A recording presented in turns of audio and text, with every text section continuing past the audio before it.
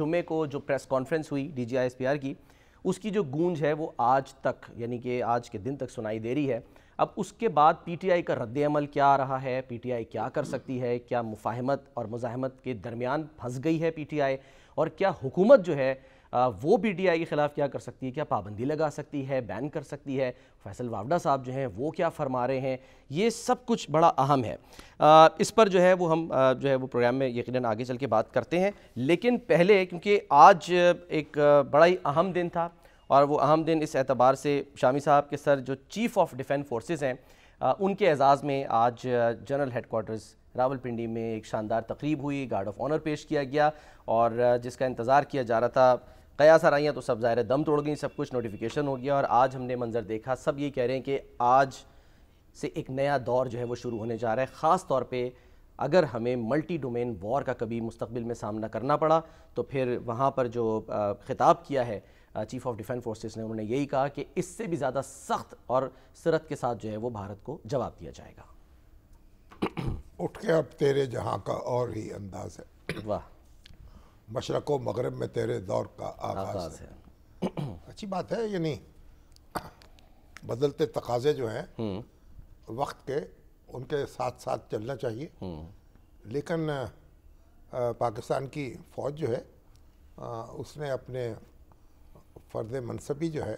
وہ بڑے اچھے طریقے سے ادا کیا ہے۔ ابھی آپ دیکھیے، جب یہ انڈیا نے اٹیک کیا ہے تو اس وقت تو یہ کمانڈ موجود نہیں تھی نا، جی ہاں، یونیفائڈ کمانڈ نہیں تھی بالکل، لیکن ہم نے پوری ہماری تینوں مسلح افواج جو ہیں انہوں نے بہت چوکسی سے مقابلہ کیا صحیح، اور اس کے دانت کھٹے کر دیے۔ تو اب ٹھیک ہے، اب یہ کمانڈ جو ہے اس میں امپروومنٹ ہوئی ہے، اور تو ہمیں دعا کرنی چاہیے کہ اللہ تعالیٰ جو ہے ہمیں مزید کامیابیاں عطا کرے، اور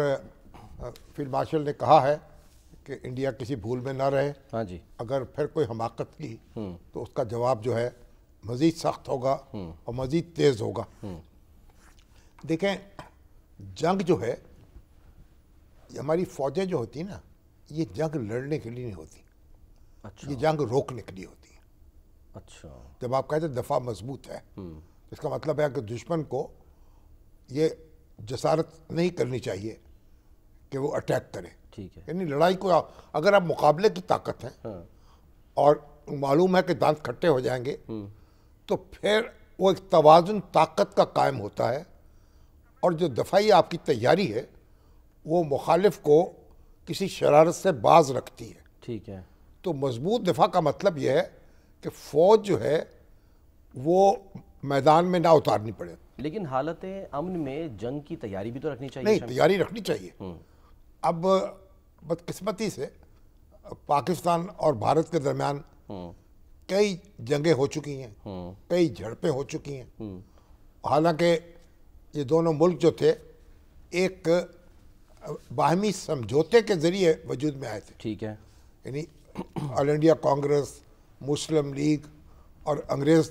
جو وائسرائے تھے ان کے درمیان اتفاق رائے ہوا تھا، ایک ایگریمنٹ ہوا تھا جس کے ذریعے طے کیا گیا کہ مسلم میجورٹی کے جو علاقے ہیں ان کو الگ ملک بنانے کا موقع دیا جائے،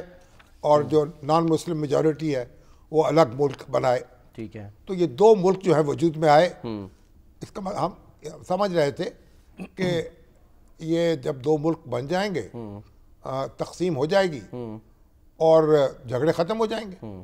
اور پھر دوستوں کی طرح ہاتھ میں ہاتھ ڈال کر چلیں گے۔ صحیح، اور علامہ اقبال نے جو خطبہ دیا 1930 کا، الہ آباد کا خطبہ ہے جو، اس میں بھی یہی کہا تھا کہ یہ جو مطلب ایک مسلمانوں کی جو ایک الگ ریاست ہے، اس کا جو قیام ہے وہ امن قائم رکھنے میں مدد دے گا۔ ٹھیک ہے، تو یہ پاکستان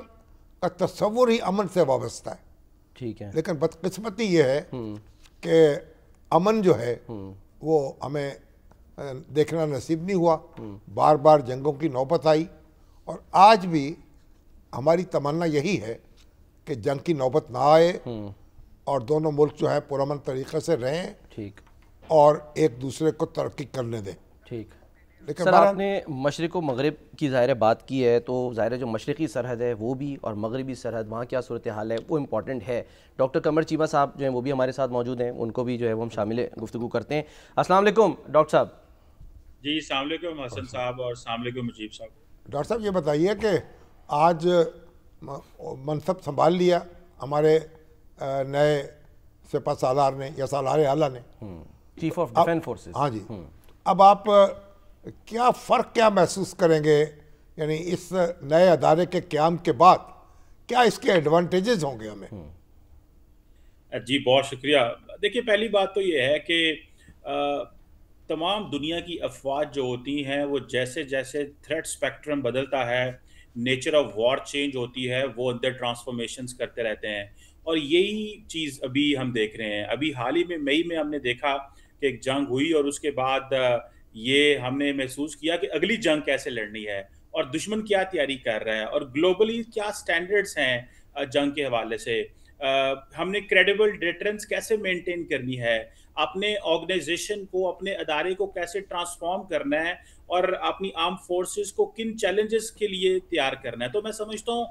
ان ساری چیزوں کو دیکھتے ہوئے یہ ساری کی ساری تبدیلی ہوئی. اور میں یہ سمجھتا ہوں کہ آئندہ جیسے آپ نے کہا کہ ہمیں کیا فائدہ ہوگا، پہلی بات تو یہ ہے کہ جو ساؤتھ ایشیا ہے جہاں پہ ہم بیٹھے ہوئے ہیں، بھارت جہاں پہ جو ہر روز آپ کو ایک اگریسر دشمن ملا ہوا ہے، جس کے وزیر اعظم، جس کا ڈیفنس منسٹر، جس کے آرمی چیف تینوں یہ کہتے ہیں کہ ہم پھر حملہ کریں گے، آپریشن سندھو 2.0 ہوگا، اس طرح کی سارا دن وار مانگرنگ وہ کرتے رہتے ہیں. اس میں یہ بھی ایڈ کر لیں ڈاکٹر صاحب کہ را کے ایجنٹ جو ہیں وہ بھی گرفتار ہو رہے ہیں. پنجاب میں کوئی 12 کے قریب ایسے لوگوں کو گرفتار کیا گیا جو منصوبہ بندی کر رہے تھے کہ وہ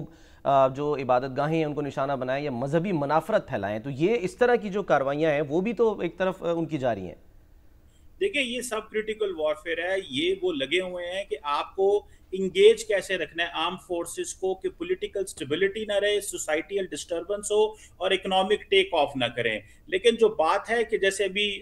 شامی صاحب بات کہہ رہے تھے کہ اب ہمیں ابھی حال ہی میں انڈیا نے کوئی مہینہ پہلے ہمارے بارڈر کے اوپر ایک ملٹی ڈومین آپریشنز کی ایک ایکسرسائزز کی ہیں. تو ہمارے سامنے ایک ملٹی ڈومین جو کانفلکٹ ہے وہ آئندہ ہے اور اس کے لیے تیار ہیں ہم. اور اب دیکھیں اب جو افواج ہوتی ہیں، ہم تو اپنی زندگی ڈیلی روٹین میں گزار رہے ہوتے ہیں، صحافی ہو، سیاستدان ہو، بیوروکریٹ ہو، بزنس مین ہو، لیکن جنرلز اور فوجیوں کا تو یہی کام ہوتا ہے کہ تیاری کرنا کہ فیوچر جو جنگ ہو رہی ہے اس کے لیے کیا تیار کرنا ہے، تو دشمن کی کیا تیاری ہے اور خود کیا کرنا ہے. تو میں کہہ رہا تھا کہ ملٹی ڈومین آپریشن جو ہے وہ ایک چیز ہے. اب دیکھیں اس کو دیکھتے ہوئے کہ اب آپ نے اسپیس میں جنگ لڑنی ہے، آپ نے سائبر میں لڑنی ہے، آپ نے انفارمیشن ٹیکنالوجی میں لڑنی ہے، لینڈ ایئر سی تو جہاں پہ ہیں وہ تو ہیں ہی ہیں. لیکن اس سارے پروسیس کو فاسٹ ٹریک کرنے کے لیے جو سینرجی چاہیے تھی، کہ جو تھریٹ پیراڈائم آپ کے سامنے آیا ہے، جو انٹیگریشن چاہیے تھی تینوں سروسز کے بیچ میں، تاکہ at the end of the day ہم ان چیزوں کو ڈیل کر سکیں. اور دوسری بات یہ ہے کہ جو پہلے پلیٹ فارمز ہوا کرتے تھے یا پہلے جو سٹرکچرز اویلیبل ہوتے تھے یا جو وار ڈاکٹرائنز ہوتی تھیں، اب وہ چینج ہو گئی ہیں. اب دیکھیں اب آپ کو سامنے پتہ ہے کہ یہ دشمن ہے، اس نے اپنے آپ کو تیار کیا ہوا ہے اسپیس اینڈ سائبر کے حوالے سے، تو اس کے لیے آپ کو انٹیگریشن آرم فورسز کے اندر چاہیے، ٹرانسفارمیشن چاہیے. تو میں سمجھتا ہوں کہ یہ خاص طور پہ جو ملٹی ڈومین آپریشن میں جو سینرجی بلڈ ہوگی وہ اس آفس کی وجہ سے ہوگی. ہماری آرم فورسز کے درمیان ایک سینرجی آئے گی. پھر یہ ہے کہ ہم جو سب سے امپورٹنٹ ہے کہ انٹرآپریبلٹی آرم فورسز کے بیچ میں بلڈ کریں گے. میں آپ کو شامی صاحب بتاؤں کہ انڈیا نے اپنے ایک 3 اسٹارڈ ریٹائرڈ جنرل کو ریٹائر کر کے جو ہوا اس کو پھر اپوائنٹ کیا اور 4 اسٹار بنایا اس سارے پروسیس کے لیے. تو پوری دنیا میں اس حوالے سے جو تیاریاں ہو رہی ہیں تو ہم بھی یہی کریں گے، کر رہے ہیں ہم، کیونکہ دیکھ رہے ہیں کہ انڈیا نے کیا تیاریاں کی ہیں اور ہمیں کس طرح کے جو تھریٹس ہیں جو وہ اس کو دیکھ رہے ہیں. اور دوسری بات یہ ہے کہ جو پلیٹ فارمز ہمیں چاہیے لڑنے کے لیے، وہ ظاہری بات ہے وہ بھی دیکھے جائیں گے کہ کیسے کرنا ہے. اور پھر تینوں کی تینوں جو آرم فورسز ہیں ان کے درمیان جو ایک لنک ڈیولپ ہوگا، جو سینرجی ڈیولپ ہوگی، میں سمجھتا ہوں وہ بھی ہم اس میں حاصل کریں گے. اور جو پرانی جو لیگسی جسے ہم سٹرکچرز کہتے ہیں کہ ماضی کے حوالے سے جو ہم پلیٹ فارمز استعمال کرتے رہے ہیں، ان میں تبدیلی آئے گی. اور ہمیں پتہ ہے کہ یہ جو ان پرووکڈ ایگریشن ہے اس کو کیسے ڈیل کرنا ہے. اور اپنی آرم فورسز کو ویو ان کیسے کرنا ہے, کنیکٹ کیسے کرنا ہے, آرمی, ایئر فورس, نیوی کو جوائنٹلی آپریٹ کیسے کرنا ہے. میں سمجھتا ہوں یہ جو چیف آف ڈیفنس اسٹاف کا جو آفس ہے اس حوالے سے یہ بہت زیادہ کام کرے گا. جی